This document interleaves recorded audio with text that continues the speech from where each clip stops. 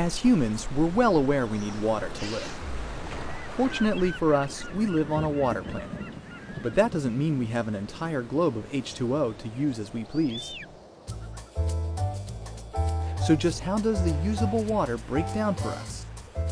A giant 97% of Earth's water is in the ocean, so we can't use that. 3% is fresh water, but even in that small sliver, about 2% is locked in glaciers, ice caps, and groundwater. That leaves about 1% of the fresh water on Earth that is accessible and usable by humans.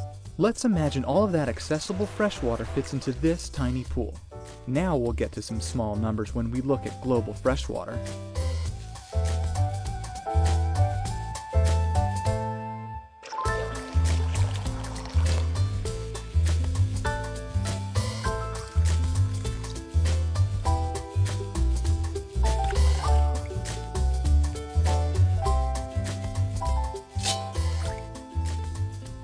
There really is a small fraction of usable and accessible freshwater on this water planet, so how do we use that tiny pool?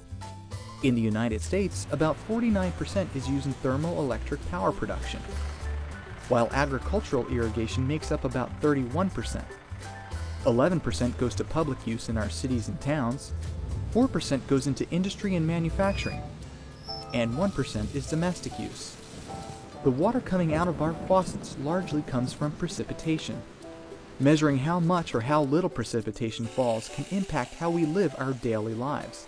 Elsewhere around the globe, in developing countries, agricultural irrigation accounts for about 70% of freshwater use, while industrial use is 20% and 10% for public consumption. In places where access to usable freshwater is greatly limited, knowing when and where precipitation may fall is critical to livelihoods. Precipitation replenishes these tiny reservoirs of fresh water, and data from the Global Precipitation Measurement Mission will help farmers, ranchers, and policymakers in these regions plan for periods of drought, flooding, and other extreme weather.